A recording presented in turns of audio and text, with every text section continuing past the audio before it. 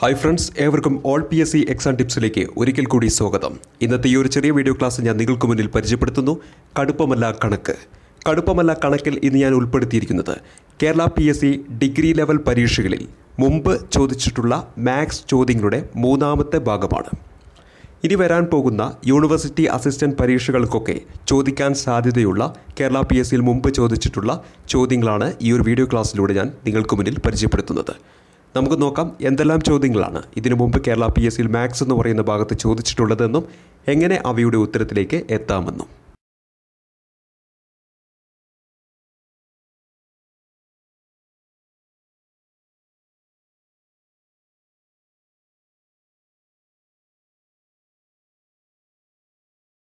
ഈ ഒരു വീഡിയോ ക്ലാസ്സിലെ ആദ്യത്തെ ചോദ്യം ഇതാണ്. Anu and Anil together can complete a piece of work in 40 days. While Anu alone can complete the same work in 16 days, Anil alone will be able to complete the same work in. Anu എന്നും അനിലെന്നും രണ്ട് വ്യക്തികളുണ്ട്. ഇവർ രണ്ടുപേരും കൂടിയിട്ട് ഒരു particular ജോലി 40 ദിവസങ്ങൾ കൊണ്ട് പൂർത്തീകരിക്കുന്നു. അതേ ജോലി തന്നെ അനു ഒറ്റയ്ക്കാണ് ചെയ്യുന്നതെങ്കിൽ 60 ദിവസമെടുക്കും ആ ജോലി പൂർത്തീകരിക്കാൻ. അങ്ങനെയാണെങ്കിൽ ആ സെയിം ജോലി അനിൽ ഒറ്റയ്ക്ക് ചെയ്യുകയാണെങ്കിൽ എത്ര ദിവസങ്ങൾ കൊണ്ട് ആ ജോലി കംപ്ലീറ്റ് ചെയ്യുമെന്നതാണ് നമുക്ക് കണ്ടുപിടിക്കേണ്ടത്. ഇവിടെ ഇത്തരത്തിലുള്ള പ്രോബ്ലംസ് ഒക്കെ നമുക്ക് ചെയ്യാൻ വേണ്ടി തുടങ്ങുമ്പോൾ അറിഞ്ഞിരിക്കേണ്ട കുറച്ച് ബേസിക് കാര്യങ്ങൾ പറഞ്ഞതിന് ശേഷം നമുക്കിതിൻ്റെ ഉത്തരത്തിലേക്ക് പോകാം. നമുക്ക് നോക്കാം എന്താണ് ആ ബേസിക് കാര്യങ്ങളെന്നും എങ്ങനെ നമുക്ക് ഈ ചോദ്യത്തിൻ്റെ ഉത്തരത്തിലേക്ക് വളരെ വേഗത്തിൽ എത്താമെന്നും. ഇവിടെ നമ്മൾ ഈ ഒരു ബേസിക് കാര്യത്തിലേക്ക് പോകുന്നതിന് മുമ്പ് ഇനി പറയുന്ന കാര്യങ്ങൾ ശ്രദ്ധിക്കുക. നമ്മുടെ കൂടെ എയും ബിയും എന്ന് പറയുന്ന രണ്ട് വ്യക്തികളുണ്ട്. അവർ രണ്ടുപേരും കൂടി ഒരു പർട്ടിക്കുലർ ജോലി ചെയ്യുന്നു. X ദിവസങ്ങൾ കൊണ്ട് ആ ജോലി പൂർത്തീകരിക്കുമെന്ന് നമ്മളൊന്ന് കരുതുക. അതേപോലെ തന്നെ ഇതിൽ എ ഒറ്റയ്ക്കാണ് ആ ജോലി ഏറ്റെടുക്കുന്നതെങ്കിൽ Y ദിവസങ്ങൾ കൊണ്ട് ആ ജോലി പൂർത്തീകരിക്കും.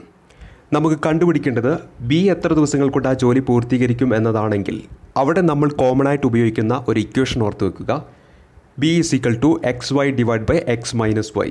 സിമ്പിളായിട്ട് പറഞ്ഞാൽ ചോദ്യത്തിൽ തന്നിരിക്കുന്ന ദിവസങ്ങളുടെ പ്രൊഡക്റ്റ് / ചോദ്യത്തിൽ തന്നിരിക്കുന്ന ദിവസങ്ങളുടെ ഡിഫറൻസ് ചെയ്താൽ മതി.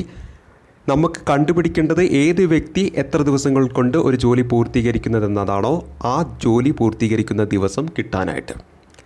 ഇവിടെ എയും ബി എന്ന് പറയുന്ന രണ്ട് വ്യക്തികൾ ഒരുമിച്ച് ആ ജോലി ചെയ്യുമ്പോൾ X ദിവസങ്ങൾ കൊണ്ട് പൂർത്തീകരിക്കുമെന്ന് പറയുന്നു. എ ഒറ്റയ്ക്കാണ് ആ ജോലി ചെയ്യുന്നതെങ്കിൽ Y ദിവസങ്ങൾ കൊണ്ട് പൂർത്തീകരിക്കുമെന്ന് പറയുന്നു. നമുക്ക് കണ്ടുപിടിക്കേണ്ടത് ബി ഒറ്റയ്ക്ക് ആ ജോലി ചെയ്യുമ്പോൾ എത്ര ദിവസങ്ങൾ കൊണ്ട് ആ ജോലി കംപ്ലീറ്റ് ചെയ്യുമെന്നാണെങ്കിൽ അവിടെ നമ്മൾ ഉപയോഗിക്കേണ്ട ഇക്വേഷനാണ് XY / X - Y അല്ലെങ്കിൽ പ്രൊഡക്റ്റ് ഓഫ് ചോദ്യത്തിൽ തന്നിരിക്കുന്ന ദിവസങ്ങൾ / ഡിഫറൻസ് ഓഫ് ചോദ്യത്തിൽ തന്നിരിക്കുന്ന ദിവസങ്ങൾ. ഇതേ ചോദ്യം തന്നെ വേറെ രീതിയിലും ചോദിക്കാം. അതായത് എ എന്ന് പറയുന്ന വ്യക്തിയും ബി എന്ന് പറയുന്ന രണ്ട് വ്യക്തികൾ, അതിൽ എ ഒറ്റയ്ക്ക് ഒരു പർട്ടിക്കുലർ ജോലി Y ദിവസങ്ങൾ കൊണ്ടും ബി ഒറ്റയ്ക്ക് ഒരു പർട്ടിക്കുലർ ജോലി X ദിവസങ്ങൾ കൊണ്ടും പൂർത്തീകരിക്കുന്നു. അങ്ങനെയാണെങ്കിൽ ഇവർ രണ്ടുപേരും ഒരുമിച്ച് ആ ജോലി ചെയ്താൽ എത്ര ദിവസങ്ങൾ കൊണ്ട് പൂർത്തീകരിക്കുമെന്ന തരത്തിലുള്ള ചോദ്യങ്ങളും വരാം. ഇത്തരത്തിലുള്ള സാഹചര്യത്തിൽ നമ്മൾ ഉപയോഗിക്കേണ്ട ഇക്വേഷൻ ഇതാണ്. A + B = XY / X + Y. അതായത് എയും ബിയും കൂടെ ഒരുമിച്ച് എത്ര ദിവസങ്ങൾ കൊണ്ട് ആ ജോലി പൂർത്തീകരിക്കുമെന്നത് കണ്ടുപിടിക്കാൻ തന്നിരിക്കുന്ന ദിവസങ്ങളുടെ പ്രൊഡക്റ്റ് / തന്നിരിക്കുന്ന ദിവസങ്ങളുടെ സമ്മ് ചെയ്താൽ മതി. ഏതെങ്കിലും ഒരു വ്യക്തിയുടെ കംപ്ലീറ്റ് ചെയ്യുന്ന ദിവസമാണ് കണ്ടുപിടിക്കണമെങ്കിൽ ആദ്യത്തെ കേസിൽ പറഞ്ഞ പോലെ തന്നിരിക്കുന്ന ദിവസങ്ങളുടെ പ്രൊഡക്റ്റ് / തന്നിരിക്കുന്ന ദിവസങ്ങളുടെ ഡിഫറൻസ്. എന്നാൽ രണ്ട് വ്യക്തികൾ ഒരുമിച്ച് ആ ജോലി എത്ര ദിവസങ്ങൾ കൊണ്ട് കംപ്ലീറ്റ് ചെയ്യുമെന്നാണ് നമ്മൾ ചോദിക്കുന്നതെങ്കിൽ അവിടെ നമ്മൾ ഈ ഒരു ഇക്വേഷൻ യൂസ് ചെയ്യുക. തന്നിരിക്കുന്ന ദിവസങ്ങളുടെ പ്രൊഡക്റ്റ് / തന്നിരിക്കുന്ന ദിവസങ്ങളുടെ സമ്മ്. ഇവിടെ ആകെ വ്യത്യാസം വരുന്ന ഈ ഡിനോമിനേറ്റർ ഭാഗമാണ്.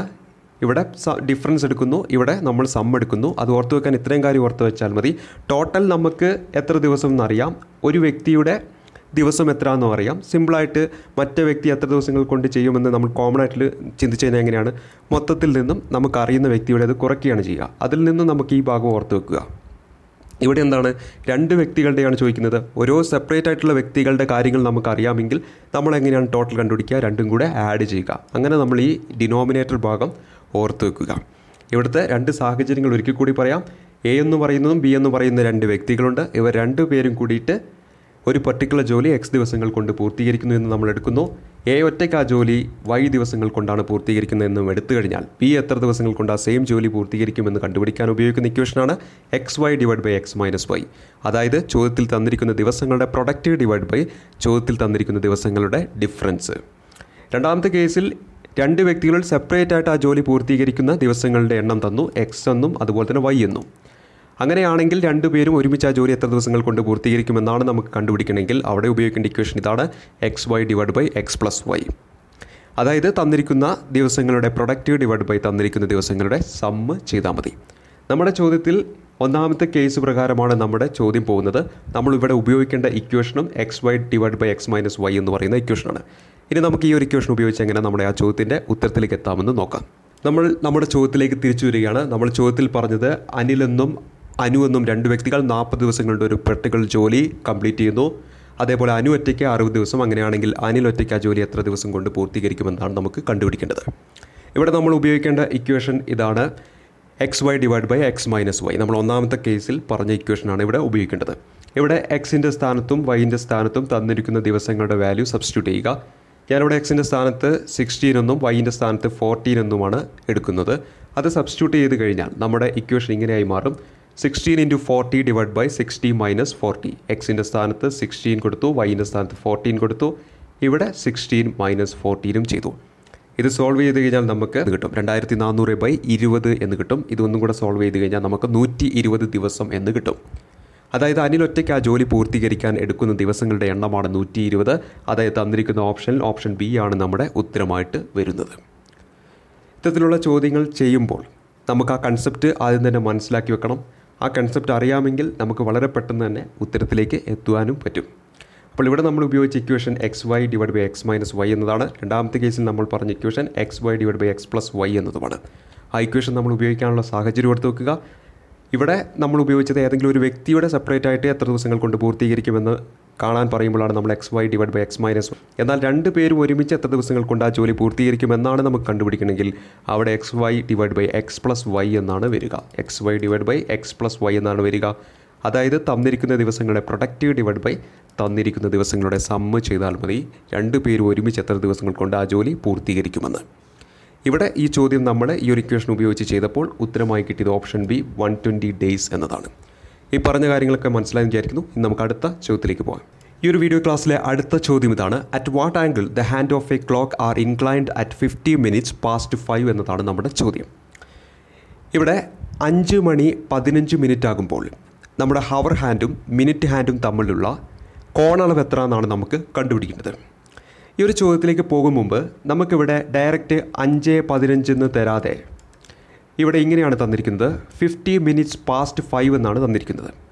ഇതുപോലെ വേറെ തരത്തിൽ എങ്ങനെയൊക്കെ ഇതുപോലെ വേർഡ്സിൽ നമുക്ക് ടൈം തരും എന്നും ആ ടൈം എങ്ങനെ നമുക്ക് എത്ര സമയമാണെന്ന് കൃത്യമായി കണ്ടുപിടിക്കാമെന്ന ഒരു ബേസിക് കാര്യങ്ങൾ അറിഞ്ഞതിന് ശേഷം, ഓൾമോസ്റ്റ് എല്ലാവർക്കും അറിയുന്ന കാര്യങ്ങൾ തന്നെയാണ്, അറിയില്ലെങ്കിൽ ജസ്റ്റ് ഒന്ന് നോക്കുക. അത് അറിഞ്ഞതിന് ശേഷം നമുക്ക് ഇതിൻ്റെ ഉത്തരത്തിലേക്ക് തിരിച്ചു വരാം. നമ്മളിതിൻ്റെ ബേസിക് കാര്യത്തിലേക്ക് പോവുകയാണ്. ഇവിടെ നമുക്ക് ചോദ്യത്തിൽ തന്നത് എങ്ങനെയാണ്, 50 minutes past 5 എന്നാണ് നമ്മുടെ ചോദ്യത്തിൽ തന്നത്. ഇത് നമ്മൾ പറഞ്ഞു 5:15 എന്ന്. അപ്പോൾ ഇത്തരത്തിൽ ഒരു വേർഡിൽ തരുമ്പോൾ കൃത്യമായിട്ട് എങ്ങനെ അതിൻ്റെ സമയം നമുക്ക് കണ്ടുപിടിക്കാമെന്നാണ് നമ്മൾ നോക്കുന്നത്. ചിത്രത്തിൽ ഇവിടെ ഒരു ക്ലോക്ക് തന്നിരിക്കുന്നു. ഈ ക്ലോക്കിൽ ഇപ്പോൾ സമയം എന്ന് പറയുന്നത് 6 o'clock ആണ്. 6 മണി മുതൽ 7 മണി വരെയുള്ള ടൈമിനിടയിൽ ഓരോ ടൈമിനെയും എങ്ങനെ നമുക്ക് 50 minutes past 5 എന്ന രൂപത്തിൽ പറയാമെന്ന് നോക്കാം. ഇവിടെ നമ്മുടെ ക്ലോക്ക്, ഈ ഒരു ക്ലോക്ക് എടുത്ത് നോക്കുമ്പോൾ ഇവിടെ 6 മണി എന്നാണ് നമ്മുടെ ക്ലോക്കിലുള്ള ടൈം. അതായത് 6ൻ്റെ നേരെ ഹവർ സൂചിയും അതുപോലെ തന്നെ 12ൻ്റെ നേരെ മിനിറ്റ് സൂചിയും നിൽക്കുന്നു. ഇനി നമ്മുടെ മിനിറ്റ് സൂചി കുറച്ചങ്ങ് നീങ്ങി 5 മിനിറ്റ് കഴിയുമ്പോൾ, അതായത് 6:05 എന്ന് നമ്മൾ പറയും. 6 മണി കഴിഞ്ഞ് 5 മിനിറ്റ്. ഇതിനെ നമ്മൾ വേർഡിൽ പറയുമ്പോൾ 5 minutes past 6 എന്നാണ് പറയുക. എന്താണ് 5 minutes past 6, 6 മണി കഴിഞ്ഞ് 5 മിനിറ്റ്. പിന്നീട് നമ്മളുടെ ആ ഒരു മിനിറ്റ് സൂചി സഞ്ചരിച്ച് ഒരു ക്വാർട്ടർ ഭാഗം പൂർത്തീകരിച്ചു. ടോട്ടൽ ആ സർക്കിളിൻ്റെ ഒരു ക്വാർട്ടർ ഭാഗം കവർ ചെയ്തു. അങ്ങനെയാണെങ്കിൽ ഇവിടെ നമ്മുടെ സമയം എന്താണ്, 6:15 എന്ന് പറയും. നമ്മൾ സിമ്പിളായിട്ട് പറയും 6:15. ഇതിനെ നമുക്ക് വേർഡ്സിൽ പറയുമ്പോൾ 50 minutes past 6, 6 മണി കഴിഞ്ഞ് 15 മിനിറ്റ്, അതായത് 6:15. ക്വാർട്ടർ പാസ്റ്റ് 6 എന്ന് പറഞ്ഞാൽ നമ്മുടെ ആ ടോട്ടൽ സർക്കിളിൻ്റെ ഒരു ക്വാർട്ടർ ഭാഗം ഇപ്പോൾ എന്ത് ചെയ്തു, ആ സൂചി സഞ്ചരിച്ചിട്ടുണ്ട്. അപ്പോൾ ക്വാർട്ടർ പാസ്റ്റ് 6 എന്ന് പറഞ്ഞാലും 6:15 എന്നാണ് അർത്ഥമാക്കുന്നത്. ഇനി നമ്മളുടെ ആ ഒരു സൂചി സഞ്ചരിച്ച് 6:30 എന്ന് പറയുന്ന ടൈമിലെത്തി, അതായത് 6 മണി കഴിഞ്ഞ് 30 മിനിറ്റിലേക്ക് എത്തിച്ചേർന്നു. ഇപ്പോൾ നമുക്ക് നോക്കുക, നമ്മുടെ ആ സൂചി ആ ഒരു എൻ്റയർ സർക്കിളിൻ്റെ പകുതി ഭാഗം കംപ്ലീറ്റ് ചെയ്തിരിക്കുന്നു. ആ മിനിറ്റ് സൂചി ആ ഒരു എൻ്റയർ സർക്കിളിൻ്റെ ഒരു ക്ലോക്ക് എന്ന് പറയുന്ന സർക്കിൾ രൂപത്തിലാണുള്ളത്. അതിൻ്റെ പകുതി ദൂരം എന്ത് ചെയ്തു? കവർ ചെയ്തു. ഇവിടെ നമ്മൾ വേർഡിൽ പറയുമ്പോൾ രണ്ട് രീതി പറയാം. ഒന്ന് 30 minutes past 6 എന്ന് പറയാം, അതായത് 6 മണി കഴിഞ്ഞ് 30 മിനിറ്റ്. അല്ലെങ്കിൽ 6:30 എന്നും പറയാം, അതായത് 6 മണി കഴിഞ്ഞ് 30 മിനിറ്റ് എന്ന് തന്നെയാണ് അതുകൊണ്ടും അർത്ഥമാക്കുന്നത്. 6:30 എന്നതുകൊണ്ട് അർത്ഥമാക്കുന്നത് എന്താണ്? 6 മണി കഴിഞ്ഞ് 30 മിനിറ്റ്.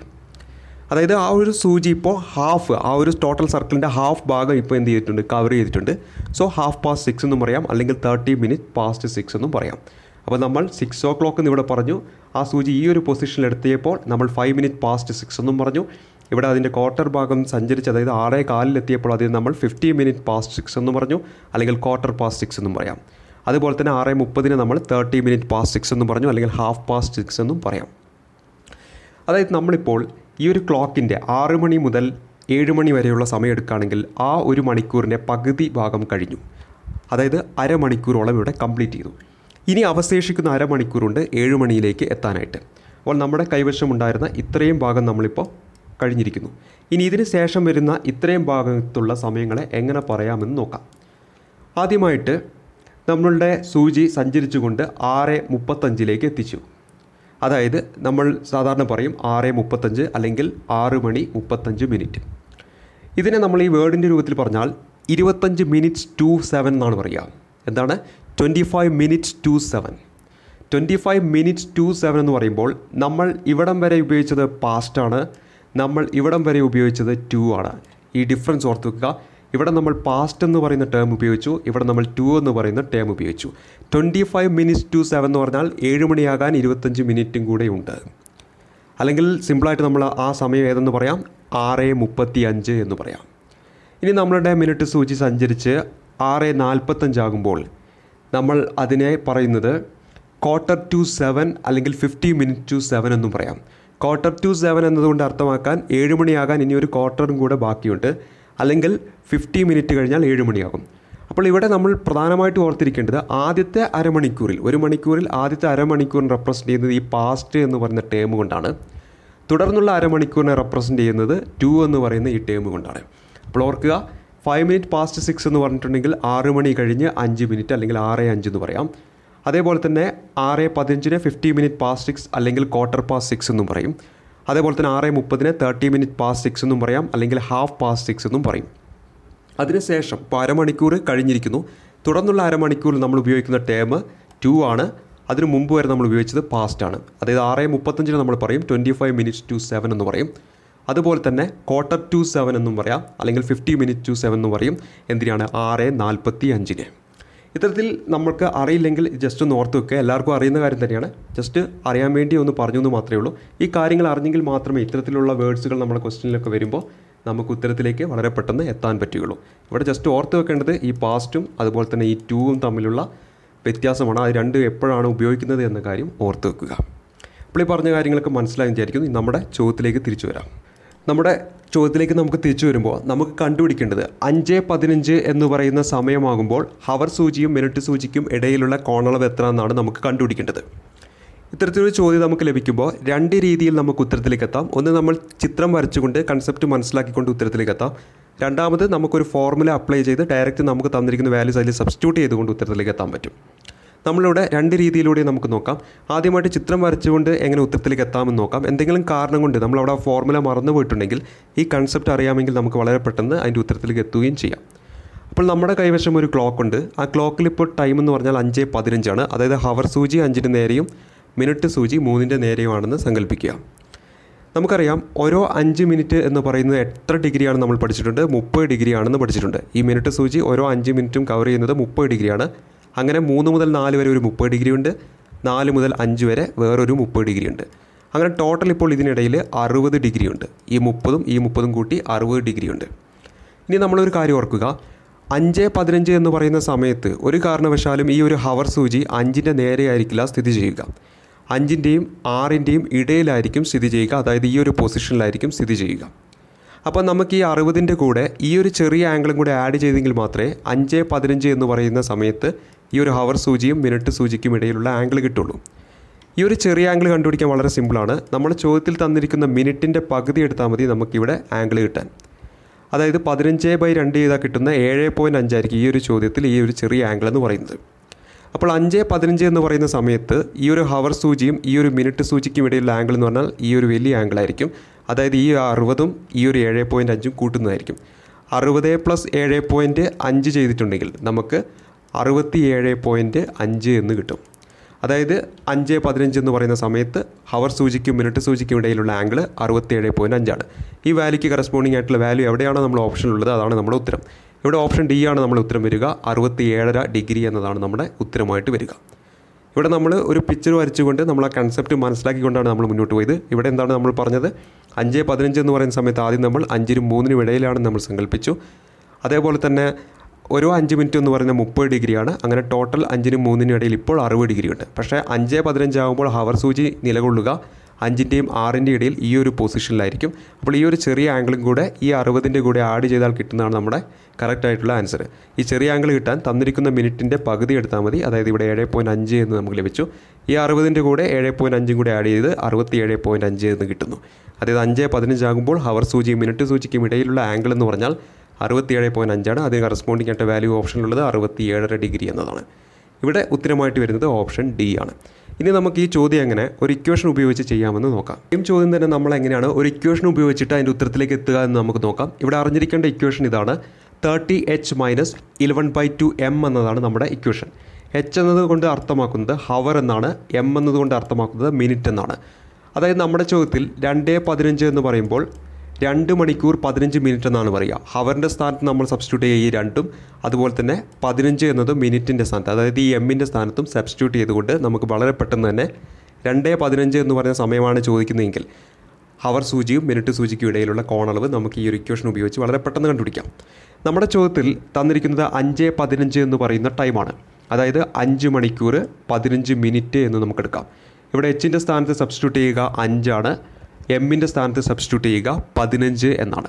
ഡയറക്റ്റ് ഈ വാല്യൂ നമ്മുടെ ഈ ഒരു ഇക്വേഷനിലേക്ക് സബ്സ്റ്റിറ്റ്യൂട്ട് ചെയ്ത് കഴിഞ്ഞാൽ നമുക്ക് ഫൈനൽ ആൻസറിലേക്ക് വളരെ പെട്ടെന്ന് എത്താൻ പറ്റും. അതായത് 30 × 5, എച്ചിൻ്റെ സ്ഥാനത്ത് ഞാനിവിടെ 5 സബ്സ്റ്റിറ്റ്യൂട്ട് ചെയ്തു, എമ്മിൻ്റെ സ്ഥാനത്ത് 15 എന്നും സബ്സ്റ്റിറ്റ്യൂട്ട് ചെയ്തു. അപ്പോൾ 30 × 5 - 11 × 15/2 ചെയ്ത് കഴിഞ്ഞാൽ നമുക്ക് ഫൈനൽ ആൻസർ 67.5 ഡിഗ്രി എന്നാണ് കിട്ടുക. അപ്പോൾ ഈ ഒരു ഇക്വേഷൻ ഉപയോഗിച്ചുകൊണ്ട് നമുക്ക് വളരെ പെട്ടെന്ന് തന്നെ തന്നിരിക്കുന്ന ഹവറിൻ്റെ വാല്യൂവും മിനിറ്റിൻ്റെ വാല്യൂവും ഇക്വേഷനിൽ സബ്സ്റ്റിറ്റ്യൂട്ട് ചെയ്തുകൊണ്ട് നമുക്ക് സോൾവ് ചെയ്ത് ഫൈനൽ ആൻസർ 67.5 ഡിഗ്രി എന്നതിലേക്ക് നമുക്ക് എത്തിച്ചേരാൻ പറ്റും. അപ്പോൾ ഈ ഒരു ഇക്വേഷൻ നമ്മൾ പഠിച്ചു വെച്ചിട്ടുണ്ടെങ്കിൽ നമ്മൾ ആ ചിത്രമൊന്നും വരയ്ക്കാതെ തന്നെ വളരെ പെട്ടെന്ന് ഉത്തരത്തിലേക്ക് എത്താൻ പറ്റും. എന്തെങ്കിലും കാരണം കൊണ്ട് ഈ ഒരു ഇക്വേഷൻ നമ്മൾ മറന്നു പോയിട്ടുണ്ടെങ്കിൽ നമ്മൾ അവിടെ ആ ചിത്രം ഉപയോഗിച്ച് ഉത്തരത്തിലേക്ക് എത്തുകയും ചെയ്യുക. അപ്പോൾ ഈ രണ്ട് കാര്യങ്ങളും ഓർത്ത് വെക്കുക. എന്തെങ്കിലും കാരണം കൊണ്ട് മറന്നു പോയിട്ടുണ്ടെങ്കിൽ, ഈ ഇക്വേഷൻ മറന്നു പോയിട്ടുണ്ടെങ്കിൽ അവിടെ നമ്മൾ സാധാരണ നമ്മൾ ഉപയോഗിക്കുന്ന കൺസെപ്റ്റ് ഉപയോഗിക്കുക. ആ ഒരു കൺസെപ്റ്റ് ഉപയോഗിക്കാതെ തന്നെ ഈ ഒരു ഇക്വേഷൻ നമുക്ക് അവിടെ അറിയുമെങ്കിൽ വളരെ പെട്ടെന്ന് തന്നെ നമുക്ക് ഉത്തരത്തിലേക്ക് എത്താനായിട്ട് ഈ ഒരു ഇക്വേഷൻ ഉപയോഗിക്കുകയും ചെയ്യുക. അപ്പോൾ ഈ രണ്ട് മെത്തേഡിലൂടെയാണ് ഇത്തരത്തിലുള്ള പ്രോബ്ലംസൊക്കെ നമ്മൾ ഉത്തരത്തിലേക്ക് എത്തുക. ഈ പറഞ്ഞ കാര്യങ്ങളൊക്കെ മനസ്സിലായി വിചാരിക്കുന്നു. ഇനി നമുക്ക് അടുത്ത പ്രോബ്ലത്തിലേക്ക് പോകാം. ഇവിടെ നമുക്ക് അടുത്ത ചോദ്യത്തിലേക്ക് വരാം. അടുത്ത ചോദ്യം ഇതാണ്. If A/B = 3:4, B/C = 7:9, C/D = 5:7, D/E = 12:5 ആണെങ്കിൽ A/E എന്തായിരിക്കും നമ്മുടെ ഉത്തരമെന്നാണ് നമ്മുടെ ചോദ്യം. തന്നിരിക്കുന്ന ഓപ്ഷനുകളിൽ option A 1:1, option B 5:12, option C 3:4, option D 5:11 എന്നതാണ്. ഇതിലേതോ ഒന്ന് നമ്മുടെ ഉത്തരമാണ്. അതായത് A/E വാല്യൂ ആണ്. ഇവിടെ നമുക്കറിയാം A/B എന്ന് പറഞ്ഞാൽ എന്താണ്? A/B ആണ്. അല്ലെങ്കിൽ A/B നമുക്ക് A/B എന്നും എഴുതാൻ പറ്റും. അപ്പോൾ ആ ഒരു ലോജിക്ക് ഉപയോഗിച്ചുകൊണ്ട് നമുക്ക് A/B = 3:4 എന്ന് നമുക്ക് എങ്ങനെ എഴുതാം? A/B = 3/4 എന്ന് എഴുതാൻ പറ്റും.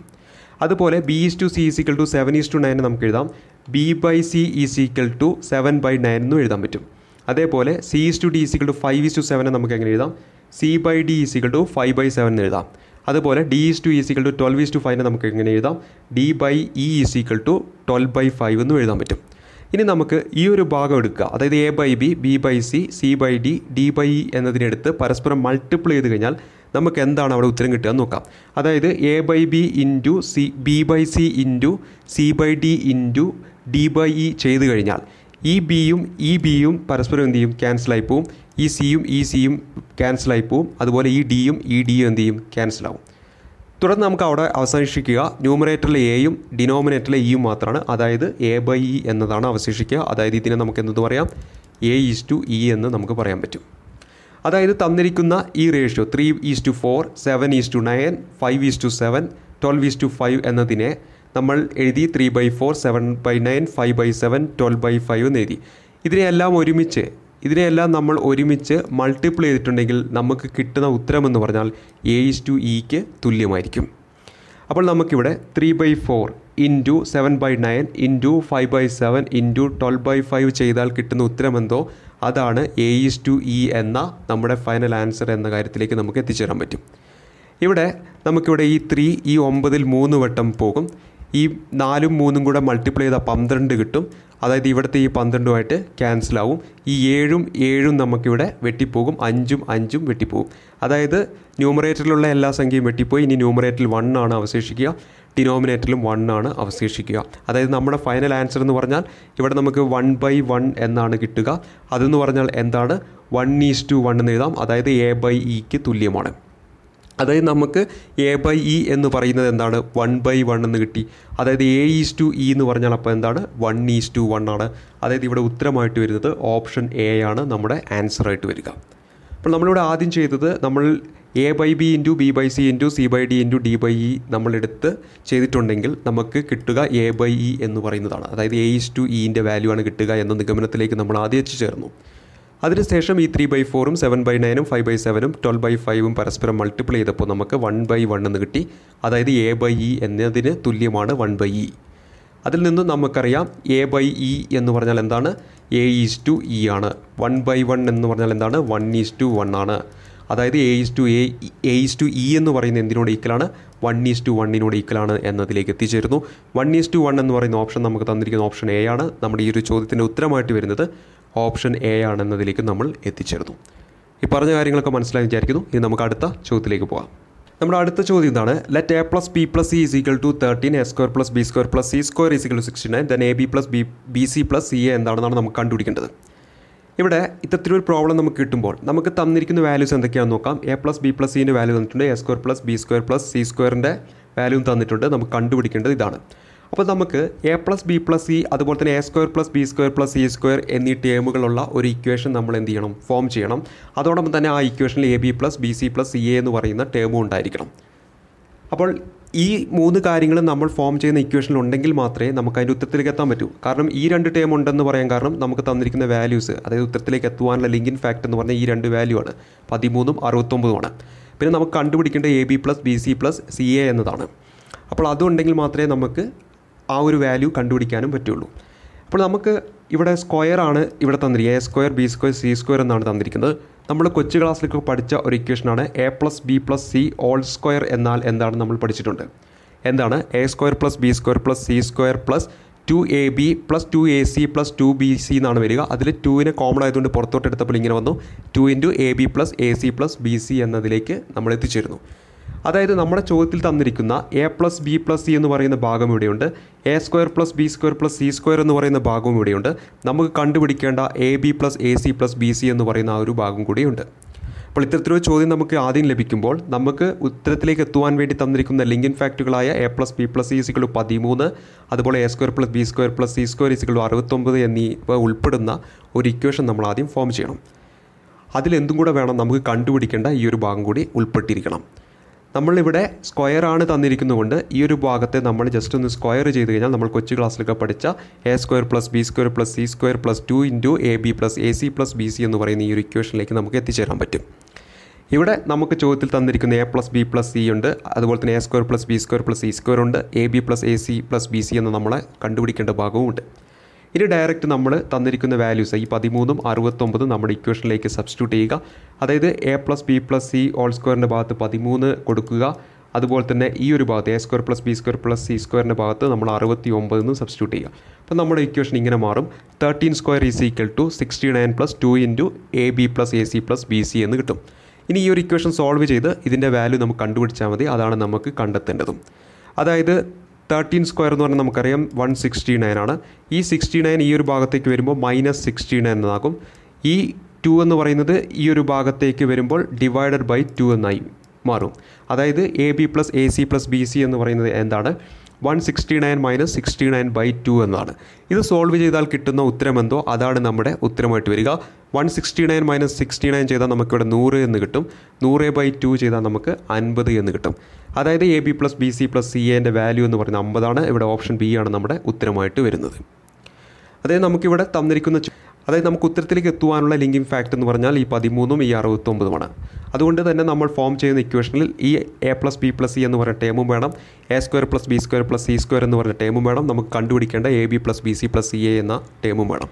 ഇവിടെ നമുക്ക് സ്ക്വയറാണ് തന്നതുകൊണ്ട് തന്നെ ഈ ഒരു ഭാഗത്തെ നമ്മൾ സ്ക്വയർ ചെയ്ത് കഴിഞ്ഞാൽ നമ്മൾ കൊച്ചു ക്ലാസ്സിൽ പഠിച്ച A² + B² + C² + 2 × AB + AC + BC എന്ന ഇക്വേഷൻ ഫോം ചെയ്യാം.